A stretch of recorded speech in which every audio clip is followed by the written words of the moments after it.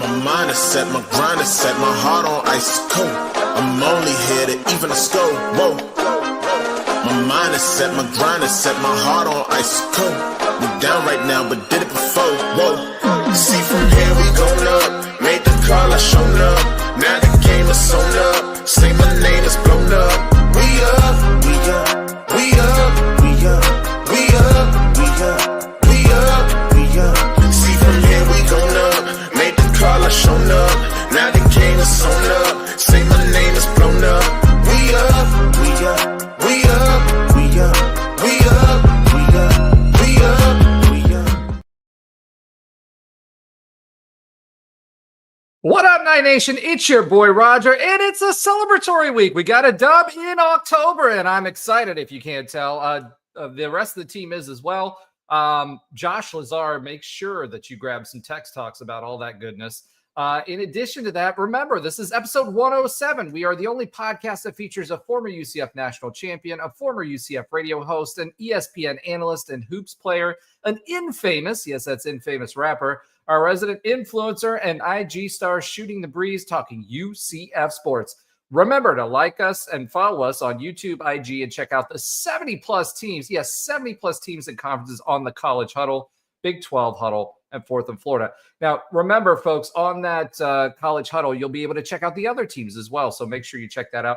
Big week this week. We get to talk about how the ears got clipped. So we'll talk a little bit about that. What led to our success? What did we see from this team? How much we should take from this win, given who the competition was. Then we'll talk a little bit about our bye week, I guess. I don't know. We'll review our score predictions, how we did, see how some of our viewers did, other UCF news. There's lots of it for this week. We'll talk a little UCF hoops. There's some hoops news coming up that we'll talk about. Fall ball has started for UCF baseball and softball. We had a whole heck of a lot of comments this week, so I'm excited to go through those with you. And then we'll talk about the other UCF sports that Alan and Trey and sometimes Andrew don't watch. So without further ado, let me go ahead and bring the team to the stage. First up is Alan Levin. Welcome back, bro. Hey, how's it going? It's going great. Let me see that hair flip. I might have to change hats because I keep disappearing into the screen. So I'm like, where? Oh, there I am. You're in trouble, man. We've got more viewers, subscribing, and they're picking up the clip at which they're subscribing. As a reminder, folks, at 1,000 subs, we're going to have our good friend Alan Levin cut his hair. So look out, Alan. Those locks, keep growing them a little bit longer so we can cut a little bit more. All right. If I disappear on the screen, then I won't be able to. Next on the stage, someone you all know and love. Last but not least, but always last, Josh Lazar. Welcome back, Josh Lazar. It's been a minute. UCF took the pride, send them home so teary-eyed. Scoreboard glowing black and gold. Lost by 32. You just got rolled. Whoa! All right, I like that better than the rap. All right, I think some UCF fans can sing along to that one, and they don't even need any liquor. So that's awesome. That's pretty catchy. Thanks, Josh, and welcome back. No problem. Finally got to sing about something. What's that?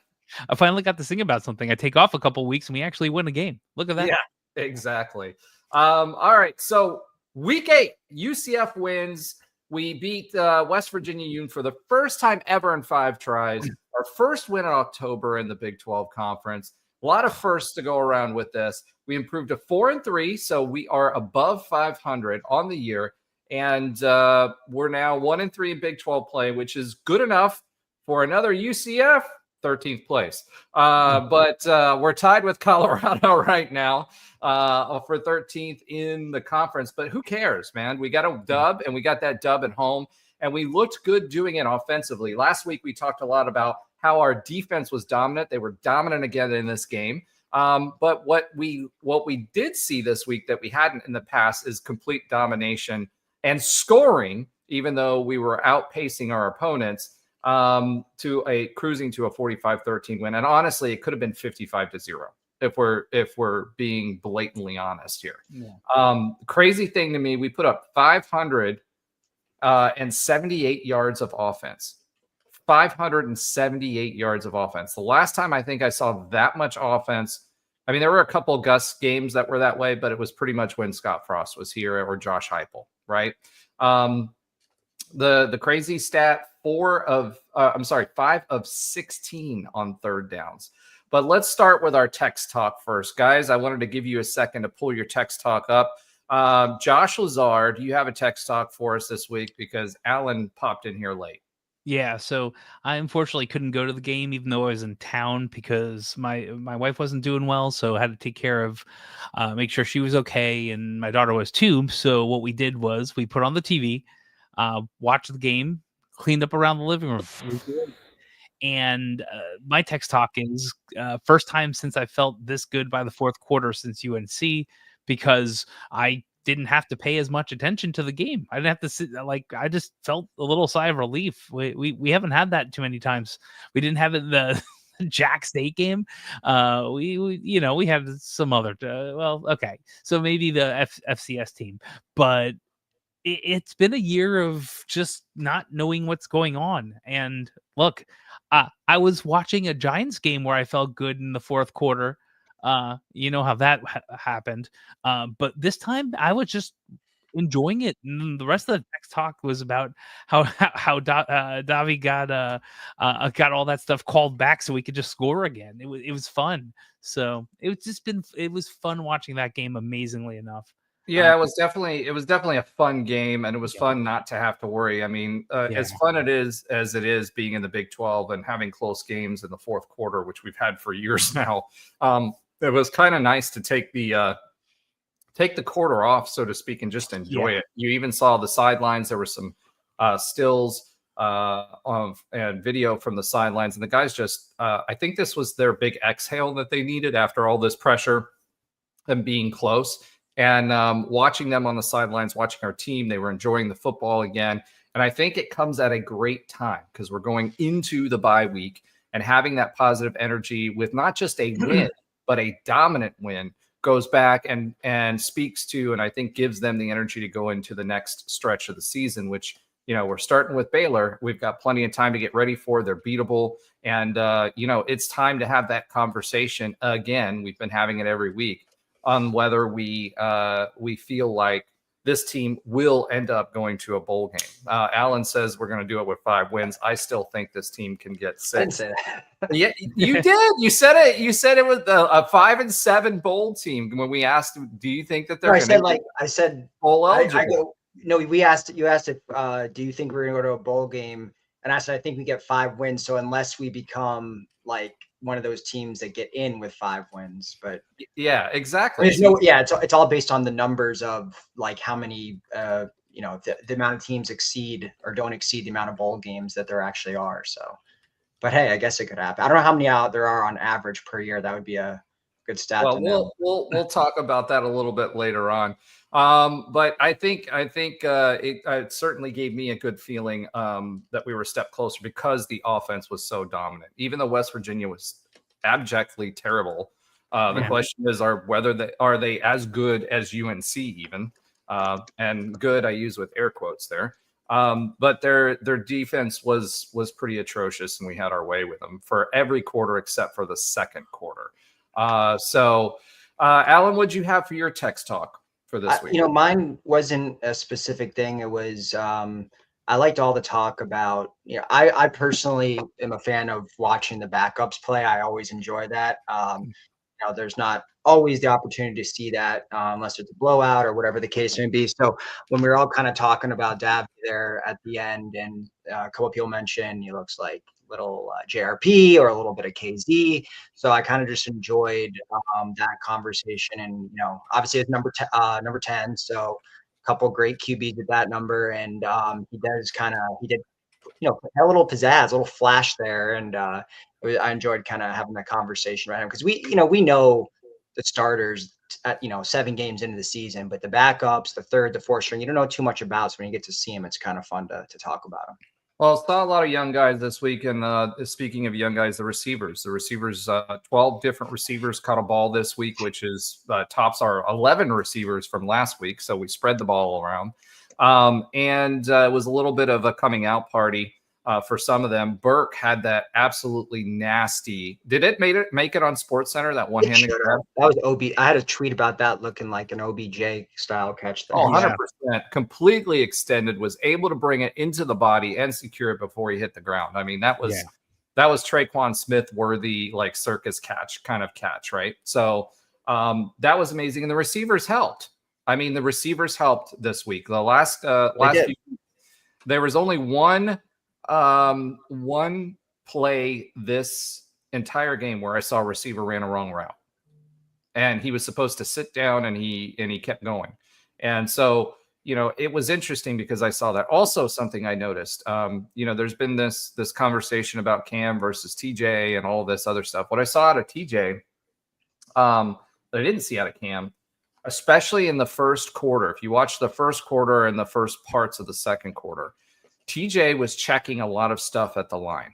Remember that after 15 seconds, after the clock gets to 15 seconds, the coach can no longer communicate with the quarterback. So any checks that are done at the line are done by the quarterback. And I saw TJ do that. I saw him check completely out of a play, audible the play, and it ended up being positive yardage for that as well. So what I saw was TJ was getting a little bit more comfortable in the scheme and,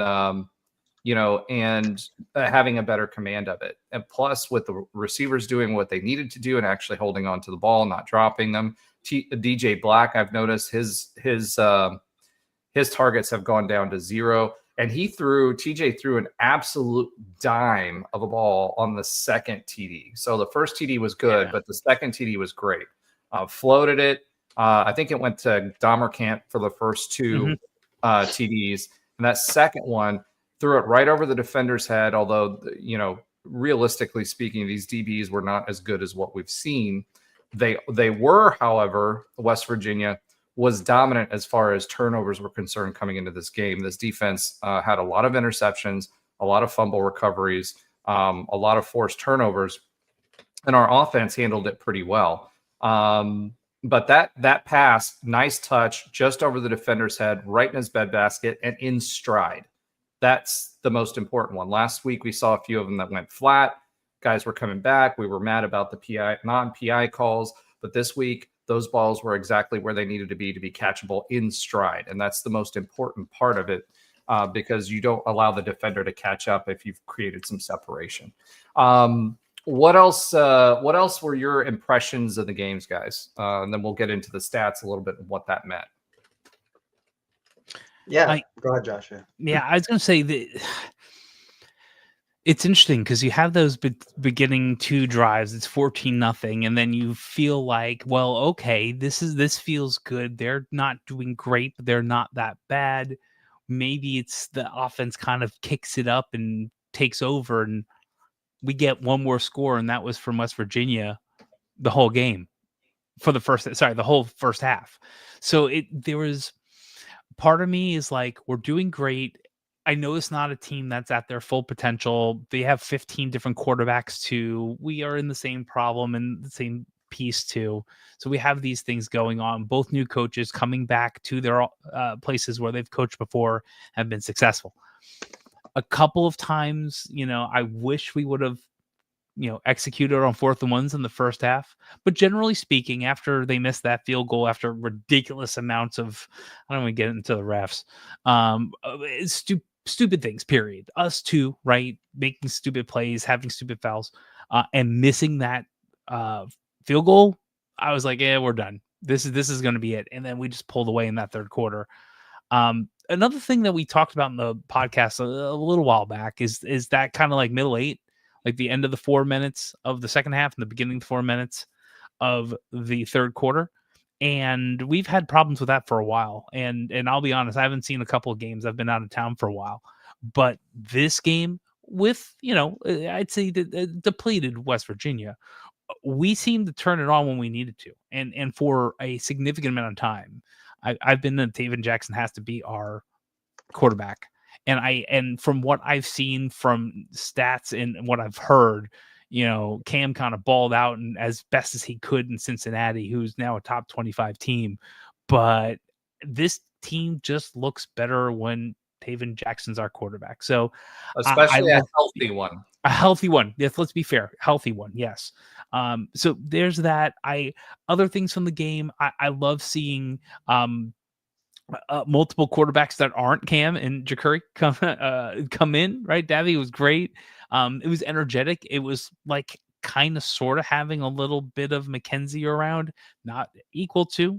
He's young, but the energy was good. I love seeing the 2s, the 3s, even like the 4s almost get in. It was just a really, Well, really, we really had the good game. 5s get in because we had a 5th string quarterback come in and throw an interception at the end, and I was mad for the defense for that one. Yeah. Well, that's life. That's life. But I feel like overall, against a team who has a name, but this year they are a beatable, easily beatable team as we've seen because of injuries and other pieces, we executed and did the things we're supposed to do. And that's nice to see. And hopefully we get another week to get a little bit healthier and see what else goes on. We have a really hard rest of the schedule, minus one team, a Gundy-less team. But we have a pretty hard schedule the rest of the way, and it's going to be probably 2 or 3 ranked teams. So we'll see what happens. Yeah, I still don't know if we've put together our best 4 quarters yet, and if we can, and the O-line can hold up, I think we're good. I think we're a pretty decent team for year 1 of Frost. So all right, we definitely have not put together a full 4 quarters, at least offensively, for sure. That second quarter was abysmal. We started shooting ourselves in the foot again. So we kind of trailed off there, but we came out in the third quarter and we're moving the ball and we're able to score. Right, the big thing for me for this game is just the ability to score. And I have a couple other things about what you said that I'll talk about too. But Alan, what about you? What were your impressions from the game overall?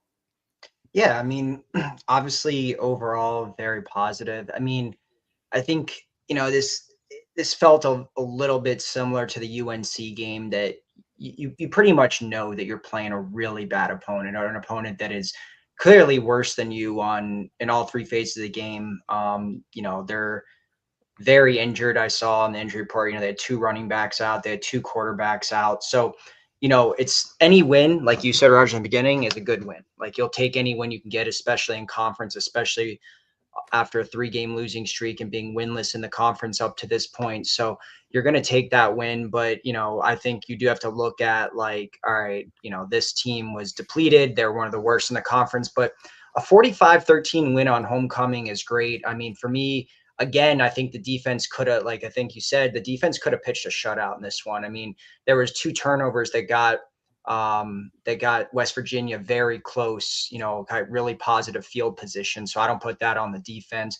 I thought the short yardage thing was another takeaway. We had issues with those 4th and 1s that where we couldn't get a yard again. And it, obviously was turnover. Alan, let's pause there because Josh brought it up. That was one of my takeaways too. Let's explore that a little bit further, right? What do we think's going on there? I mean, honestly, the defensive line for West Virginia was not big. They didn't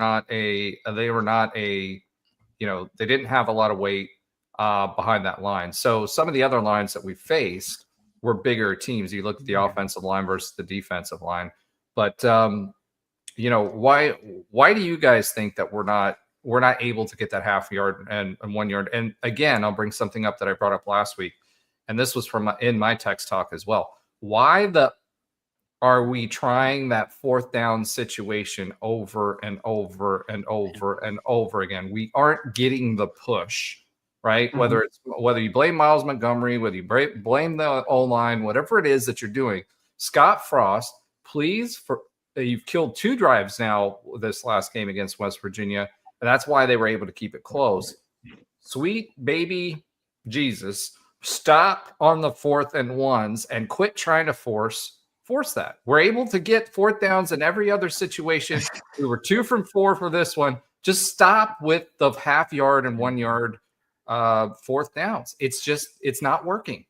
So yeah, I mean, to me, it's easy to blame Miles Montgomery. It's easy to blame the offensive line. But for me, yeah, I think the bigger blame is Frost calling the same play over. I mean, if you could throw 2 4th quarter fourth down touchdowns that were what 25 plus yards each time, then go away from the 1 yard run. I mean, I also think if you are going to stick with that, like go with the right personnel. Like Stacey Gage is what 225, 235 pounds. He was Bigger. injured.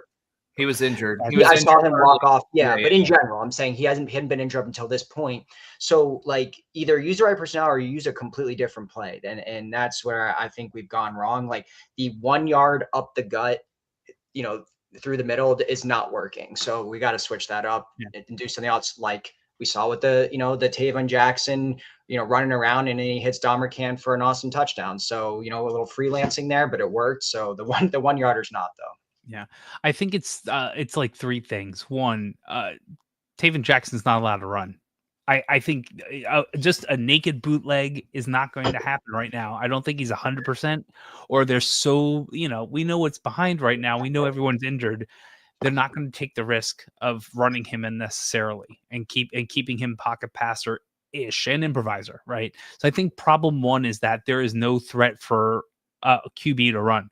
Maybe we do a little wildcat or do something like that. Maybe Davi put something together that maybe that's an idea. I'd probably not, but so there's no threat from the QB. So that's problem one. Problem two, sometimes it's blocking. I think if I remember correctly in the first one, like 2 or 3 people from the defensive line were in the backfield by the time the ball was handed off. You just can't do that. They're getting turned. Something is wrong there. But the second one, and again, they know what's probably going to happen. They've never play action passed that into a fake or ran a tight end out or something. That hasn't, I think, happened since the last times I've been watching. But the last one wasn't even the O-line, or I think it was a scheme or fit. It was the right hand. I'm picturing in my head. It was the right hand side of West Virginia that came into the backfield. It wasn't like a DT or anything like that. It was whomever was off the ball to the right hand side just blew untouched into the backfield. How many times are you going to get 1 yard if someone is unblocked and has a clear path to whom, and it's a running play? That really doesn't happen a lot. So yeah, it's frustrating. And did it blow a bunch of momentum and gave up 7 points? Absolutely, or had the propensity to give up 7 points, right? They still had a score on 40 yards in or whatever. But I feel like it's a mix of things, and I feel like if Taven Jackson was a legit run threat, we get at least one of those because he'll pull, and I just don't think he's allowed to. So, yeah, but I'm with you. I agree with you, Josh, on the quarterbacks playing it safe right now, right? Because you mentioned West Virginia having quarterbacks out. We had quarterbacks out too. Yeah. Right. Yeah. So yeah. Brown's out, Cam's out. We were down to Davy. Bringing him in, and he did well, right? He started around quite a bit, but let's be honest, that's not going to fly in as a starting quarterback role. That's like garbage time quarterback coming in, and I loved it for him. He was quick. I mean, that's the big takeaway that I had from him. Is he was extremely quick, but we're not going to do that, and even a you disappear when you look down, Alan. Even you keep disappearing. But when you put your head down, you disappear. Right. I'm going to change my head. No, just turn it around. Just turn it around. There you go. All right, better. All right. So anyway, point is with Davy, he's not going to be your starting quarterback. If he's our starting quarterback, then we've got wrong. We win maybe one game. Maybe. Right. And it's not because of him, right? Like he's young and he's learning. And it is because of him. He's small. Yeah. He's small. He's not, from what I saw, right? Like let's give him a year or two to bulk up. People were talking about, we were talking about, comparisons, right? So if he's going to run like that, he can't be 180 pounds, right? He's not going to be able to pull that kind of stuff. I know Milton was what he was, but Milton was special. I don't see arm angles. I don't see that. He's not Mackenzie Milton. He's good for what he was in there for, but he's also not going to be the QB sneak guy either at 187 pounds, right?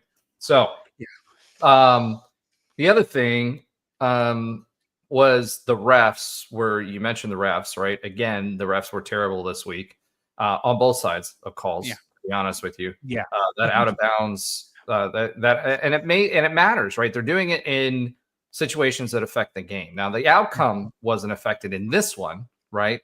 But they gave them that early touchdown based on that basically hand whiffing the shoulder pad of that player on his way out of bounds, and it was a terrible call.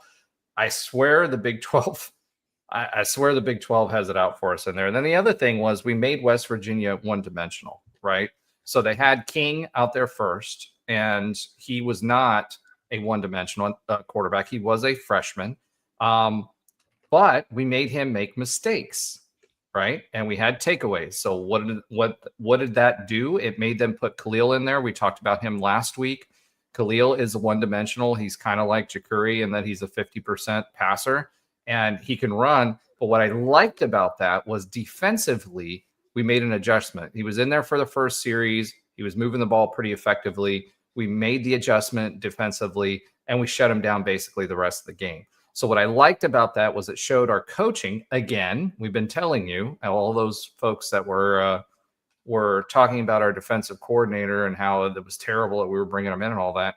He's proven that he's a good D coordinator, and our defense responds to what we're doing. So when you look at the stats, it's actually kind of interesting. West Virginia, it was kind of like us versus Cincinnati in a way, except no, I won't even say that. Really. Because we out almost 3 times our amount of yards. Yeah, exactly. So first downs, it was 19-21. So we only had 2 more first downs. However, what we had this week that we didn't have in previous weeks was the yards per pass was 8.1. In the losses that we had, it was 3 and 4 yards, right? So 8.1 is pretty elite. Anything above and 7 rushing yards too. Well, even beyond the rushing yards. When we're talking about average yards, we'll get to the rushing. But I want to point out the passing because when it comes to the passing, we've been averaging 3 or 4 yards per attempt, right? In the games that we lost, we had 40 attempts in this game again, right? And 35 rushing attempts. So we still played 75 plays. It's not near the 90 to 100 that we're used to with previous Scott Frost offenses, right? But we were 26 out of 40, and we were 8 yards per attempt. And when we go and look at the PFF scores, the PFF rating for TJ was through the roof on this game. They were 4 of 18 for third downs. We were 5 of 16, so they only got 4 third downs the whole game. 2 for 4, both of us. Total yards, 210 yards. We held West Virginia to 210 total yards. Yeah. With a time of possession that was almost equivalent to ours, right? So it was 26:53 to 33:07. This defense, folks, this is one of the best defenses we've had in a long time. So enjoy this defense because they're playing really, really good football. Our total yards, 578. Their yards per attempt, 2.8. So obviously we made them one-dimensional by getting their other quarterback in, and we feasted off of that. Rushing yards, to Alan's point, 131 rushing yards for them. Even though their attempts, they had 49 attempts. They averaged 2.7 yards per attempt. 50 times they tried to rush. And they had 2.7 yards per attempt. That is elite. Granted, we could stack the box just like Cincinnati did or Kansas State did to us in the second half of that game. So that helped. Our per attempt average was 7.3. We had 35 rushing attempts. Now, we had some big gainers. The difference between this game and previous games is we were better in the red zone this game, but we had a lot more explosive plays that went for touchdowns. The 2 passing touchdowns, and we had Nixon in there with a full head of steam doing his thing as well. And the difference between him and Montgomery, to me, is the breakaway speed afterwards, right? And that Miles Montgomery goes down after the first tackle. So let's talk a little bit about the Miles Montgomery versus Nixon debate, because that's kind of been raging after this game too. What do you guys think? Should it be Miles Montgomery, or has Nixon done enough to be RB1?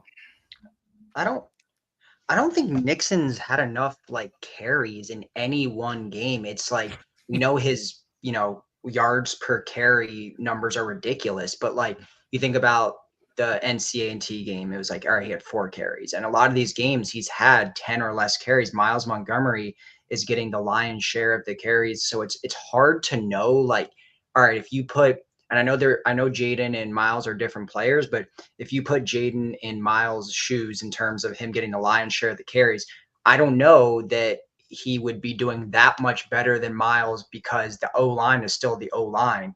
Yeah, he may break some ones off, but Miles has broken some ones off too. A lot of the, big plays we've seen have just been Miles or Jaden getting creative and getting yards after tackle and just taking it to the house or taking it for 30, 40 yards. So I don't know, though, if he was a 3-down back getting it, all the time, that he's going to do that much better with this offensive line. But I do think he's a little bit more explosive than Miles Montgomery in a few different ways. So I don't know that they need to reverse the amount of carries game, but I think it needs to be a little bit more of a split backfield. I think you have 2 really dynamic runners, and we've seen Frost figure this out. I mean, there's been time, like, when you think of the years that we had McCray, Otis, and AK on the same team, they all kind of serve different roles and were different types of backs, and he made it work. He made it work with those 3 and Bentavious Thompson, who was the bigger, back. So there's ways to make it work.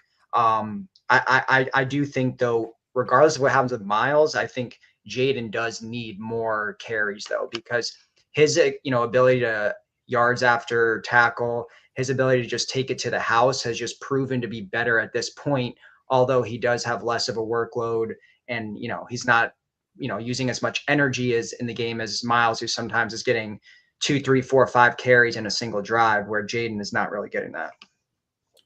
Josh, do you have anything to add? Yeah, not really. It's I guess you have Miles as a captain of the team, right? Yeah. And he's been around for a while. He knows how to do all pieces of being a running back. I was talking to someone about this. I was talking to the 7-year-olds. No, they're 9-year-olds. That twins who are watching football, and we were watching Michigan game when I was visiting them, and they're talking about the best running back of all time, and I was saying, well, Barry Sanders, yeah, Jim Brown, they don't know who that is, but they're Detroit Lions fans. I'm like, there's a difference between the best runner and the best running back. Yeah. Nixon might be the best runner. Miles may be the best running person at the running back position when it comes to all, pass catching, blocking, and running. So I think that actually has some things, might be why Miles is there. I don't think Nixon gets the shot this year unless Miles gets hurt. That's my opinion. So whether he will get in or not, that's a whole different question. Okay, so I'm gonna, to all those points you just made, a few things that I took from, we'll just look at this as a microcosm of this game, and then we'll look at it from a broader perspective, right? So, when it comes to this game, if you take away Jaden Nixon, he had an 83-yard TD. Obviously, we were excited, right? His average, if you just look at the stat sheet, is 16.6. We know that's bloviated, right? But it's truly 5.5 per carry if you're looking at that, right?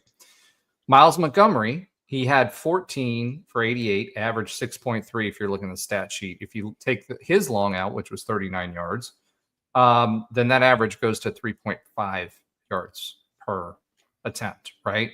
So to me, I do think what I see out of Miles Montgomery is it takes him a little bit. He has good vision when he gets there, but it takes him a bit to do that. I think Jaden Nixon sees the hole better. And again, Jaden Nixon was a 4-star running back, folks. I don't know if you guys remember this, but he was recruited and taken by OSU. He was sitting behind a certain certain running back that we embarrassed at the space game at home at OSU that was supposed to be a Heisman winner, and then RJ Harvey outshone the following year, right? You've got that. As far as blocking, actually, PFF traditionally, Nixon does better at that, right? So he does better at blocking. He does better at the yards per attempt if you look at it over time. He's got the big playability with the speed. So to me, yes, I agree, Mark. Mark says Miles' 2 blocks got Nixon his first TD. Keeping both in can help the run game with either shifting to receiver mode. Agreed, 100%. The receiving, as far as receiving stats for the year, Nixon has better receiving stats than what Miles Montgomery does. So again, if you look at the matrix that you were looking at there, Josh, the matrix says that Nixon should be the RB1. Now, I don't know what they're seeing. The problem with Miles Montgomery is he tends to go down after the first tackle, and it takes him a while. He gets better throughout the game, but it takes him a while to get the right vision there. And I agree with you, Mark. He got Nixon gave him 2 blocks, the 21 sets and the 2-back sets. When I talked about this all year, if you've been watching, and I know, Mark, you have been, but not everybody who is viewing has been. The 2-back sets for Scott Frost are the most successful running sets that he had when he was here the first time around.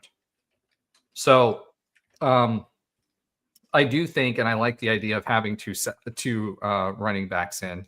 I do think Scott wants to make sure that he doesn't give as many touches to RB2 as he does RB1 to keep their legs fresh, right? Because he's going to want them in the third and fourth quarter as they wear him down.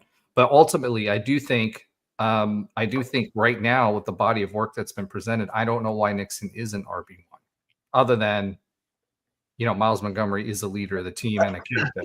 I think that's a really big point, because I know we used to kind of make fun of or have problems with Gus when we said he was really loyal to certain guys.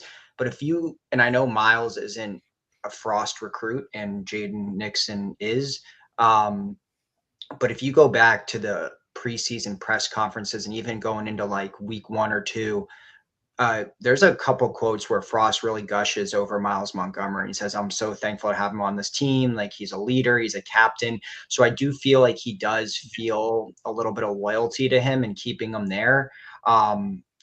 Whether that's right or wrong, it feels like when like you said, you look at the body of the work, not to say that Miles hasn't earned playing time or anything. Of course, he should be playing. He's still a dynamic playmaker, but I do think a little bit of that, if you just listen to Frost quotes, how he talks about him, it does feel like he wants to continue giving him opportunities, and he deserves them. But I think we all agree that Nixon should be playing a little bit more.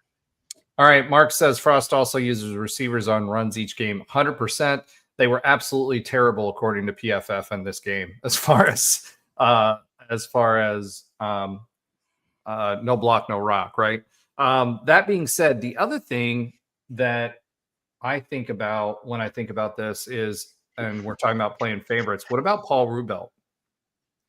Since Paul Rubelt has gone out, the left tackle position has been performing a lot better than what has been happening. What do you guys think? Do you think Rubelt should be out, or what do you think? I think it's still a small sample size now. He's only been out 1.5 games. Yeah, but Owen Spell has done a really, really good job. This week he was PFF rated him as a 72, and that side of the line has been a lot more has let fewer people through, even when he went in the game last week. So as much as I love the 7-foot German, right? Me being German, and his Hollerbox.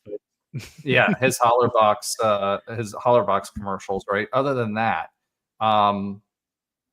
what do we think about that? Whatever it takes to keep the QBs clean. Period. Yeah. Oh, yeah. And I was about to say, Mark, I vividly remember Nixon way whiffed on the block that got Cam crushed. Like, it was not even close. because I remember that play vividly too, because I sit in the cabana and Nixon was like, I was staring at Nixon going, what the, and yeah, but still, whatever it takes to keep the QBs clean, because we need to keep them healthy. So if I'd like to see the Baylor game first, perhaps, because the sample size is definitely a team that wasn't as good this game, right? But whatever it takes to keep the QBs clean, and if it means you have to, if Rubelt rotates in, do it. That's all that matters. Keep them Alan, clean. any thoughts on that?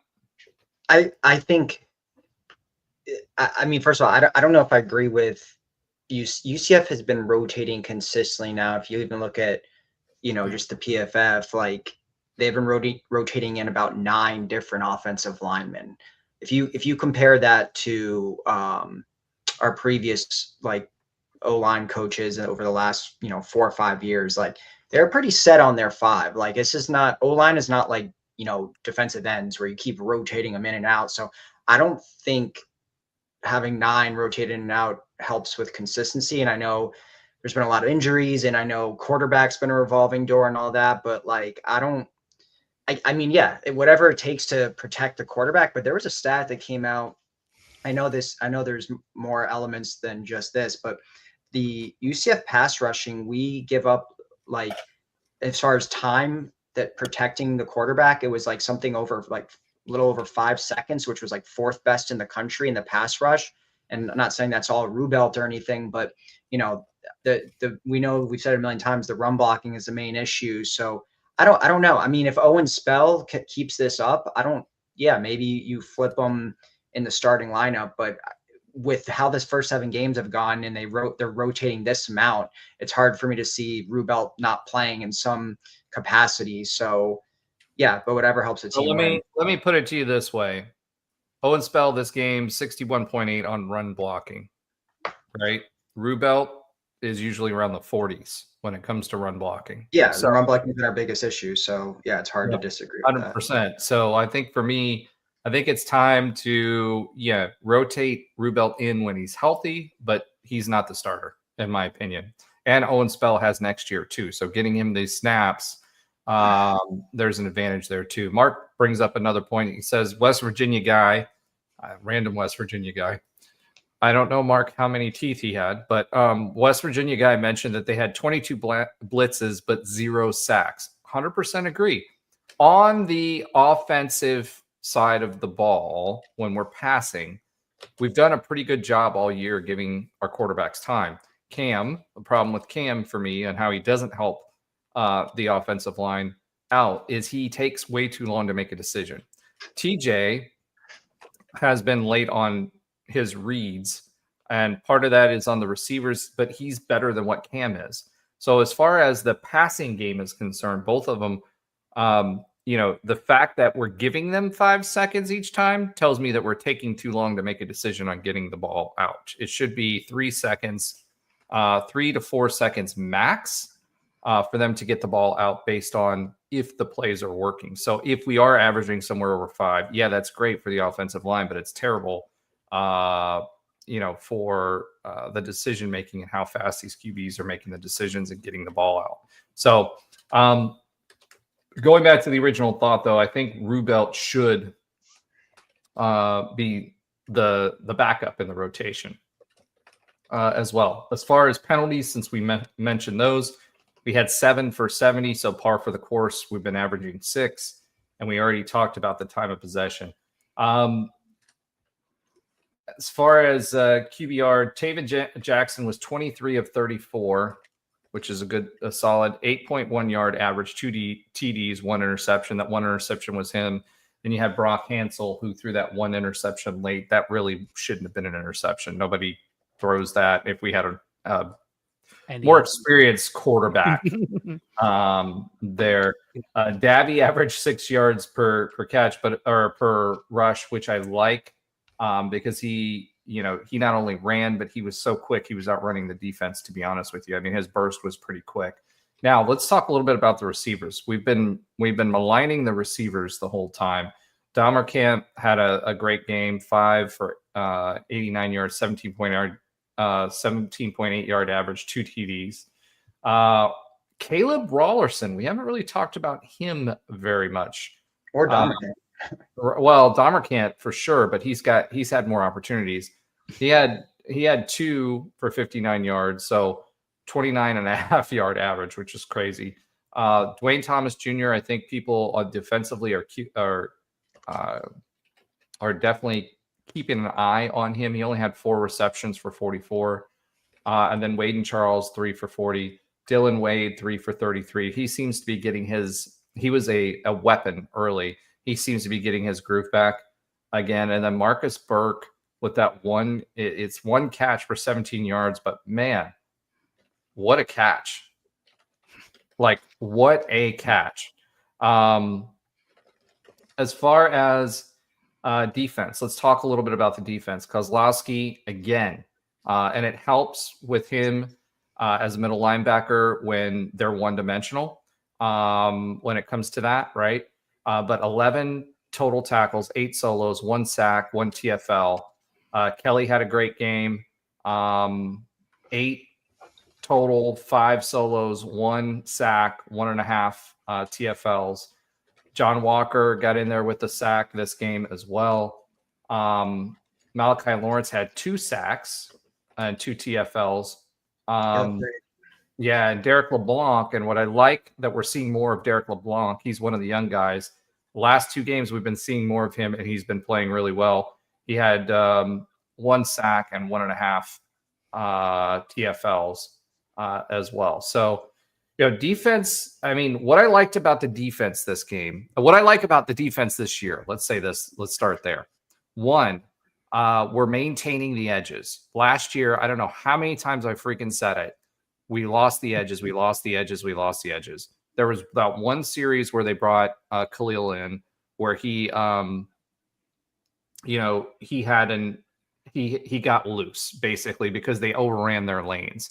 Mark says best game for defensive end, 4 sacks in the first quarter, knockout of the game. Their 7th QB this season. He was on crutches. Yep, 100%. This I don't know if I've ever seen in any college football season. You guys tell me because you've been fans for a long time. Have combined quarterbacks between ours getting knocked out and opposing offenses getting their QBs knocked out. Have you ever seen so many quarterbacks knocked out? I think the total's like 11 or 12 quarterbacks have been knocked out in games that we've played this year. It is crazy. It's horrible. Both crazy and horrible. Like you want to have your full regiment of people, players working and playing. You hate to see injuries, even on other teams. I really don't like seeing injuries for anyone. And oh man, did you see Tommy C? Oh no, I didn't. I haven't been paying attention other than they have been losing a lot. Yeah, no, it was like 2 minutes left. They were driving. He was running the ball. He was sliding, and one of the Stanford players had a helmet to helmet and completely knocked him out. So it's a violent sport. We all get that. I just hate seeing it. And here's the thing: it's not like we have like turf in MetLife Stadium where everyone's almost afraid to play in it. We have a pretty nice grass game on the field and a great grounds crew. It's just weird. It is just weird, and it sucks. And I have seen more lower body injuries this year than I have in past years, and we just replaced the turf with a new type of grass. So that is an interesting thing for me as well. Yeah. Oh, it's not turf. It's still grass, but it's a different like. Well, yeah. We replaced the turf with new grass. Yeah. Turf grass with new turf grass. Yeah. If that makes sense. It's a different strain, which is more durable and whatever. But I have seen more lower body injuries this year. And in fairness, like 3 of the injuries were against the FCS squad where we just dominated them. Yeah. Well, I will say this. Mark says this too. If you want to know if the quarterback is the most important position on the field, look at Texas Tech this past week. And Lee Hunter was upset. Mark also Yeah. says Punching UCF. Nad. He didn't punch him. He just pushed him Nah, away. he's shoving Nad. Fine, Yeah. fine. Mark also says UCF now leads the Big 12 in pass defense and number 2 in total yards surrendered. This was going to be the strength of the team. We said this all year long. The line and the DBs. That was going to be. Bellamy is continuing to kill it this year. As far as that's concerned, he had three total tackles, 3 solos. He's been really, really, really good this year. Damari Henderson has been playing better, starting to show out like what we expected him to be. In this game, he had 6 tackles, 5 solos, 1 sack, he had 6 tackles, 5 solos, and 1 pass defended. Jaden McDonald came in, younger guy came in. He had a pass defended, and Troy Ford Jr. Made a little bit of his presence known as well. This defense altogether, they can get after it. What the big piece of all of this is we can't get behind in football games. And that's the challenge that we've had. And then going back to how that plays into the quarterback comment, how that plays into UCF's season thus far. I mean, we've legitimately had 6 quarterbacks play this season in the number of games that we've had, right? Now, one of them was garbage time or whatever, but Davy was the backup, so he legitimately played. Cam was a starter for the first game, got knocked out. Taven got knocked out. Jakuri got knocked out. We've had no consistency, but I think Taven, if anybody's questioning, and we'll go into the listener comments on listener love and talk about that a little bit too. If anybody's questioning whether Taven Jackson is the quarterback for this team and to lead this team, I give you Exhibit C, because I think this is the 3rd game that he's really showed out what we're capable of. Go ahead. I was just going to say, one other point what I think that we need to talk about, and I know it's easy to say this when like 90% of the team is transfers, but Scott Frost and his staff really hit on these transfers. Like, I know we've talked up in the past years, like Gus Malzahn, like all these amazing transfers, but like Scott Frost really hit on like most of the transfers. I know, those are going to be the guys that are going to play because most of the team is at, but if you think about like high-level playmakers are on this team, some of them with like multiple years still left. And when you talk about guys like Philip Dunham and Lewis Carter and Cole Kozlowski, like these are guys that aren't just doing good because they're playing and there's no other option. Like they're playing really good. Horace Lockett before he got injured, RJ Jackson, like he really hit, especially on defense, on the defensive side of the ball, really, really hit on these transfers and got some guys that are, going to be here if they stay for multiple years and be really, really good playmakers. So I thought that was a really like a breath of fresh air. I mean, there was a couple guys that, when we signed them, we were like, oh, that they're big names, but for the most part, like these were pretty much unheralded guys. Like they came from big schools, but they weren't playing that much. And here they've done really good. If you look at pretty much all 3 levels on defense, he really hit on those transfers. Well, I mean, Horace Lockett was great at Georgia Tech. I mean, that was like there's some guys like that, but a lot of these guys weren't like massive names, Well, yeah, I mean, Kozlowski is one of them, right? He was playing. I mean, when he was being recruited, he was good, but our linebacker play has been much improved. But how much of this is Grinch and how much of it was Scott Frost? And then secondarily, I feel like what we're seeing is we're seeing a good defensive coach put his players in good position. That too.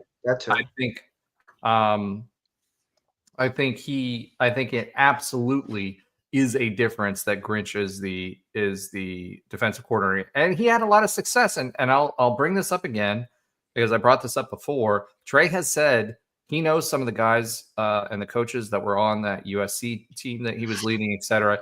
Those guys were getting paid and they were not doing what they were being told. So I honestly think Gus had some of that too. I don't know how much of that was by his style. Some of it was, but some of it was also the fact that we live in a different era of football where these guys are getting paid over $1 million in some positions. And I think that's part of it. So I think this is Grinch just being who he is, a good defensive coordinator. And I think we are reaping the benefits of that as well. Mark also said Taven showed that he's more effective when not under center. He doesn't need to waste the time dropping back and gets time to get through his progressions instead. Agree with that. The only time he should be under center is when we're doing something where we're trying to do like a goal line type situation or something like that. Other than that, 4th and 1. Well, Sorry. I said goal line, not 4th and 1. If it's 4th and 5, we might get it. If it's 4th and 1, we're right. So Yeah. no, I agree with you. Sorry. I think a shotgun type of situation just gives him more time for the play to develop and for the receivers. And for the line. Yeah. So, okay. So what do we take from this? Like how much do we take from this? Because West Virginia, I mean, legitimately, if you watch them, they're a bad football team. And by the way, shout out to West Virginia fans. A lot of them had a lot of good things to say about their experience at UCF. And they took to Twitter and everywhere else saying, that they had a great experience at UCF. But shout out for being vocal about that. I know West Virginia is a proud fan base. They have a ton of alumni here in Central Florida. So I expected them to be well represented. But, shout out to them as well. But how much do you take from this? Is this just a byproduct of West Virginia being a terrible team? Or, did we actually show that growth that we were looking for? No, I think a 45-13 win is a 45-13 win at the end of the day against a conference opponent. I mean, we're not playing, Temple and ECU anymore, right? I mean, West Virginia, is down as they may be right now. It was still a big win in my opinion. Our first ever, program win against them. And yeah, of course, part of it is that they're very bad. Like, would UCF do this against BYU? I don't think so. But it was still I think a really quality victory. And Roger, to your point earlier that we haven't necessarily played our best game for all 4 quarters, I agree with that. And Frost said this was, though, that being said, he said this was our most complete game of the year to date. So that does show growth to me. I think they didn't fix all of their issues. Obviously, we saw things like we talked about, like the short yardage and all that, but getting Taven back was great. Like you said, Owen Spell played really good at the left tackle position. The defense continued to play lights out despite having some big injuries. Horace Lockett, we didn't even, Sincere Edwards, who, a couple of days before the game showed a picture of him in a boot, in a wheelchair with a boot. So, despite the injuries and all that, I think, this team showed growth, had more explosive plays on offense. And of course, some of this is a byproduct of West Virginia being very, very bad. But you talk about a team that, like, we were in a position, after essentially blowing 2 out of the 3 games, or maybe even all 3 of them, if you want to look at it like where we could have potentially won all 3 of those games, to bounce back, show fight, not fold, and essentially get a must win if you want to keep your bowl hopes alive. There's, like Josh said earlier, the schedule going forward is not too easy. So West Virginia, of all the teams, being at home, being arguably the worst team in the conference, you had to get it. To go out and do it in that fashion and do some really cool things like those 2 fourth down touchdown throws, things like that, I think really did show growth of this team. I don't think that means they're going to win out or anything like that, but I love the fact that they had to get this win to really keep your season alive in terms of bowl. And they went out and did it and didn't fold. And Scott Frost has been very adamant about telling the media, like, there's no quit in this team. I think he's making up fake storylines. I don't think anyone's ever said that about this team specifically, but I like it to go out there and kind of defend that, even though it wasn't something that needed defending. But it just proves that, this team is going to fight. They're not going to give up. And to go out and get a must-win victory on homecoming, it was great to see. And I think it did show a little bit of growth. But you can't overlook the fact that West Virginia is on a 4 or 5 game losing streak and down to their 4th string quarterback or whatever it is. How do you feel as a Pitt fan losing their conference or their rivalry game? Yeah.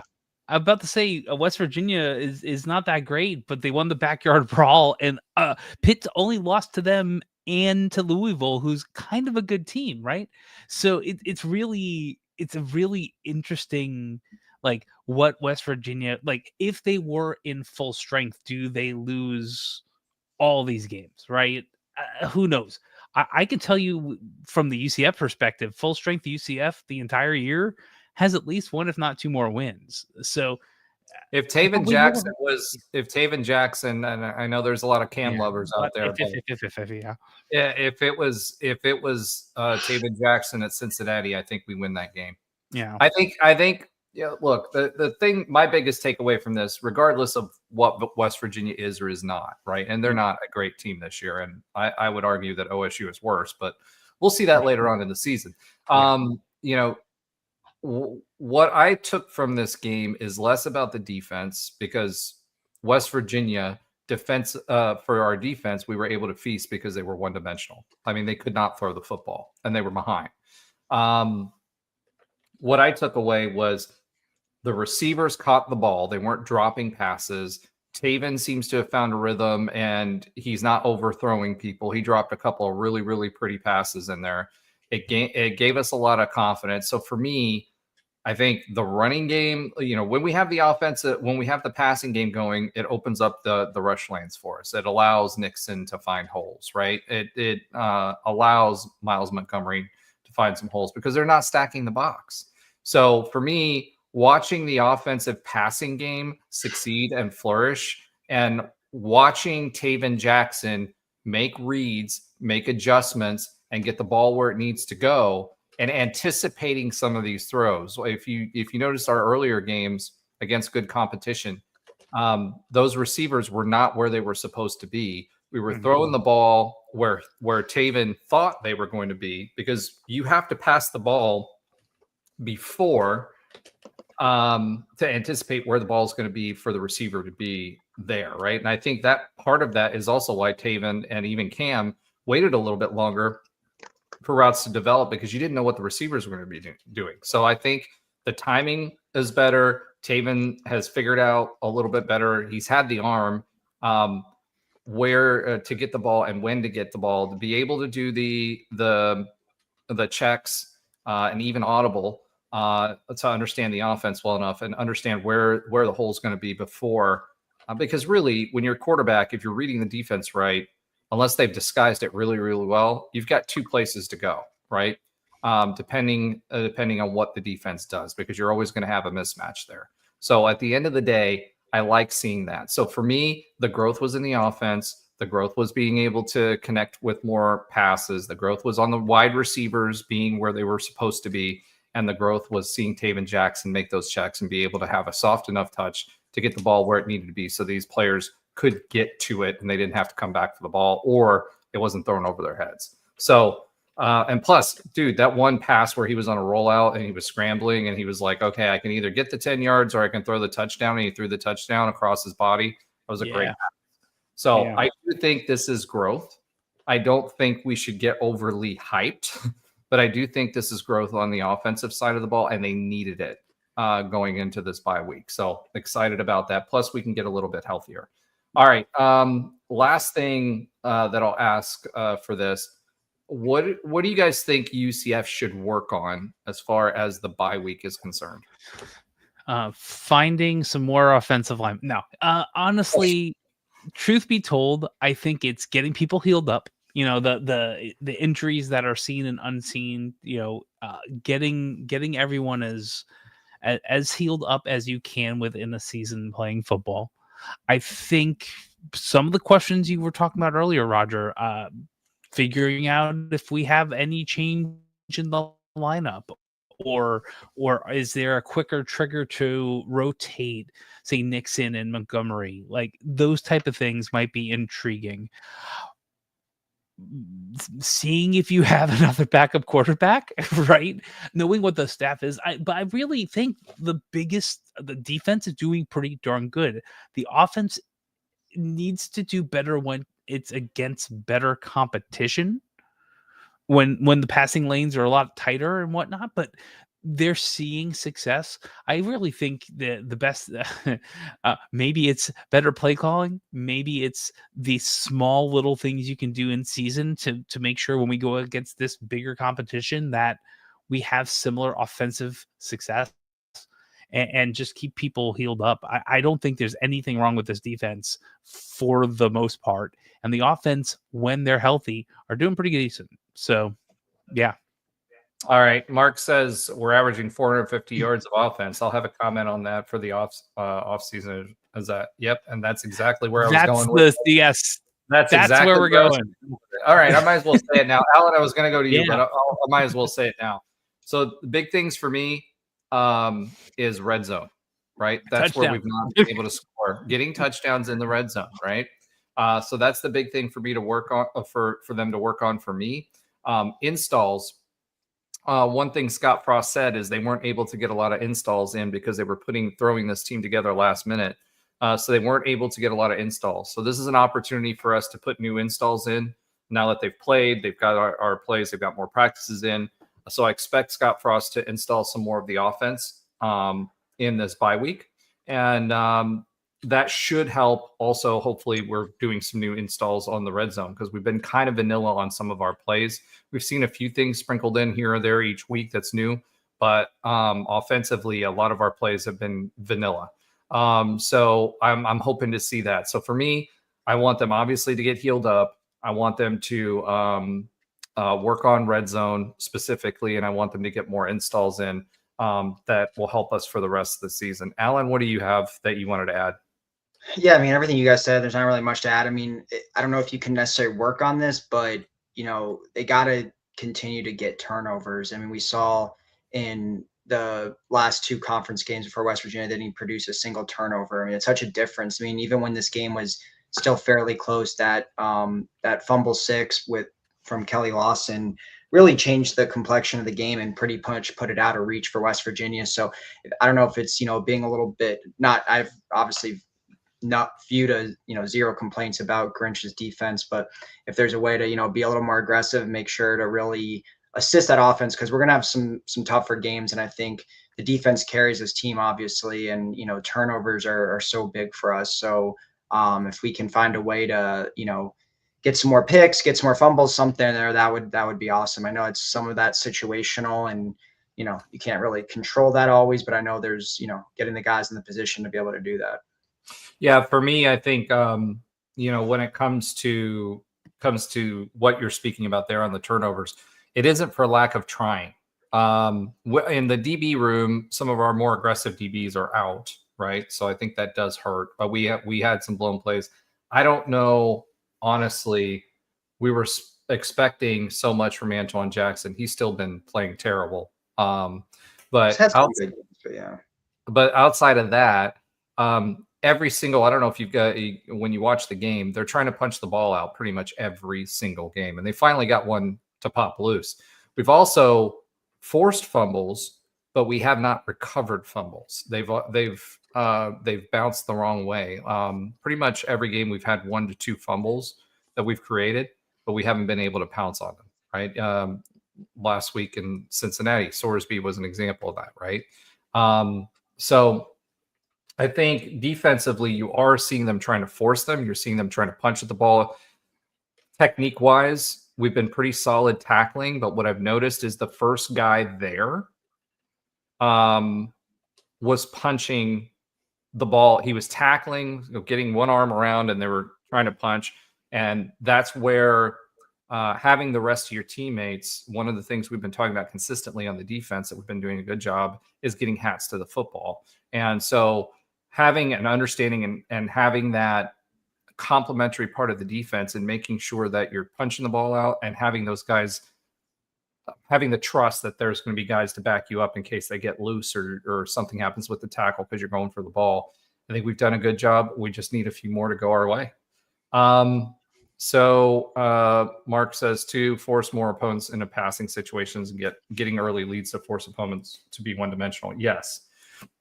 But that means we got to score. To your point, we're averaging 450 yards of offense, but we weren't scoring as if we were averaging 450 yards of offense, right? So I think that's the big thing there. As far as PFF is concerned, the offense had the best offensive score of the year.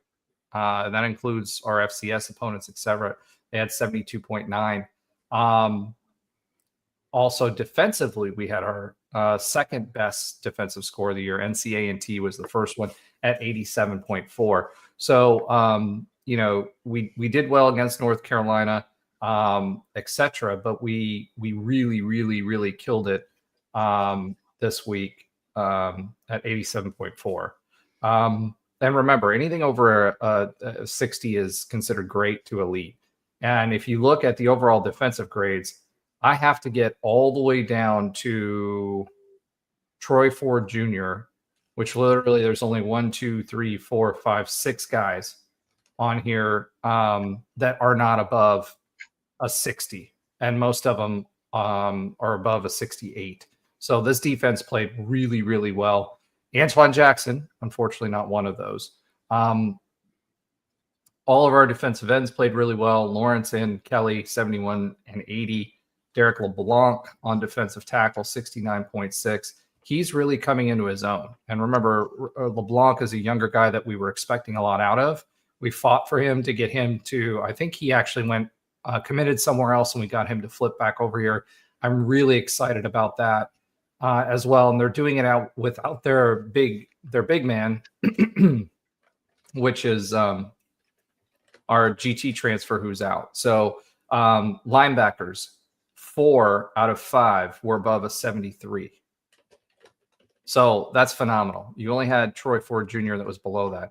I mean, you're talking about Lewis Carter, 73.2, Kelly Lawson, 77.1, Jaden McDonald, 77.6, and Cole Kozlowski, 82.1. You've got linebackers that scoring like that. Linebacker has been, and we've talked about it before this season, linebacker has been a bugaboo for UCF football for probably since Tatum Bethune and those guys left. Yeah. Honestly. So, having that level of linebacker play has been awesome. Our safeties as well. So again, this is against a bad offense, but it's still success. Taven Jackson, 87.5 grade. 87.5 grade this year. Or this game. Chris Domerkamp, 87. And again, same way with the offense. I have to get down all the way down to the last 6 players, except for QB Brock Hansel. Poor guy. He finally gets in and he's like 27.8. And agreed. Here's the thing about the linebackers, and Mark says best linebackers in years. 100% agree. Oops, sorry about that, Mark.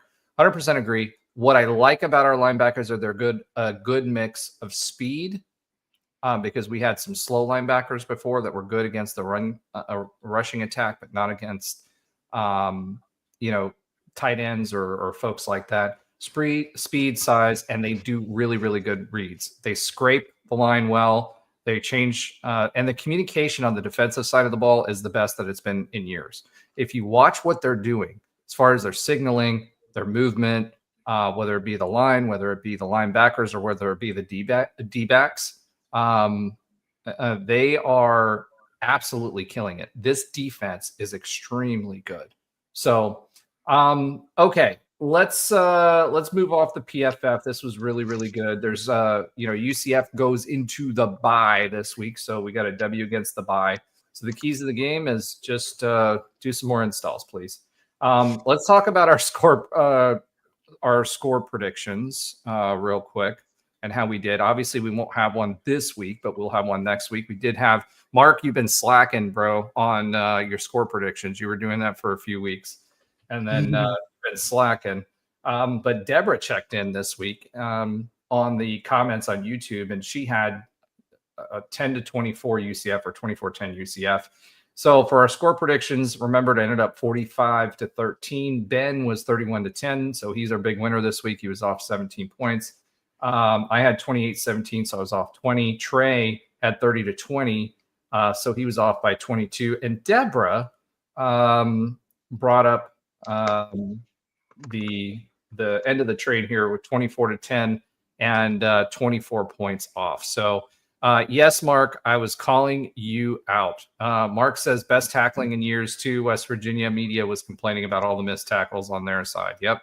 And he said he predicted 35-10 on their sites. Well, you weren't on ours, man, so I couldn't count you this week. So I'm calling you out. Both you and Tim. Tim's been lacking too. So, all right, other UCF news. UCF has landed its first commit of the 2027 class, 3-star QB Logan Flaherty, depending on which site you're looking at, as 3 or 4-star. Now, Alan, I wanted to ask you this. Our big recruit for next year, because we did have another recruit on campus for this game. Our big QB recruit from this year that's from Arkansas. Are you hearing anything about him going somewhere else? Because I'm starting to hear some noise around that.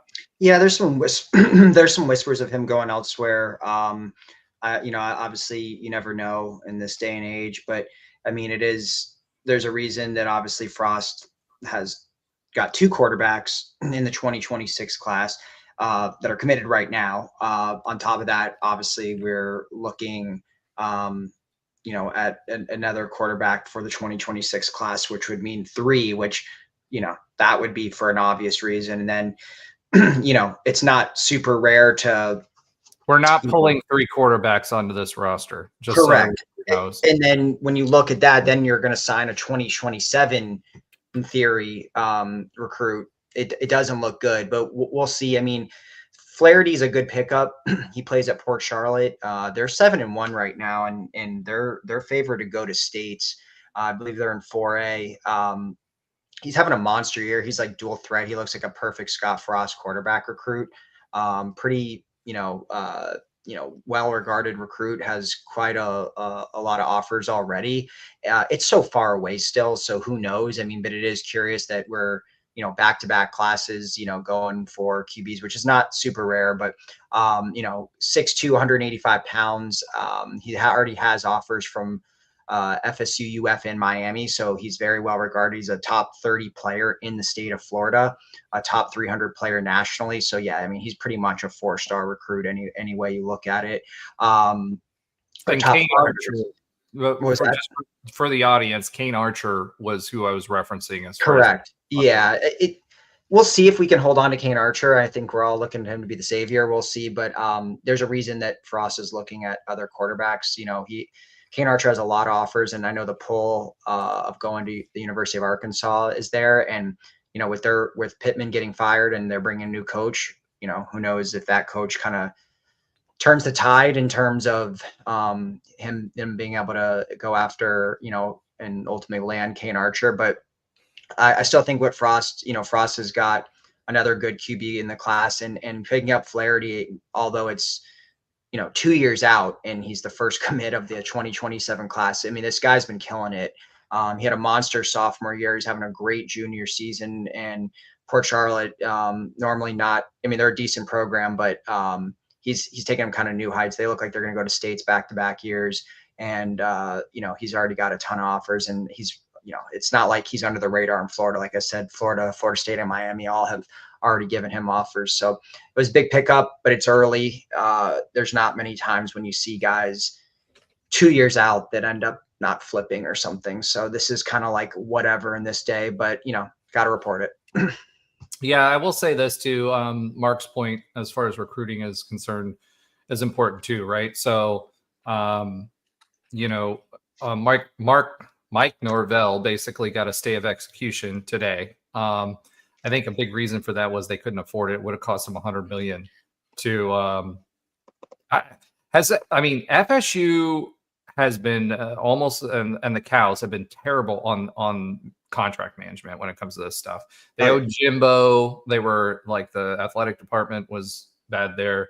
Then they owed Jimbo, and then they had Taggart, and now this. So, I will say this: there is, to Mark's point, there's going to be a ton of talent between Billy Napier's firing this week, Norvell.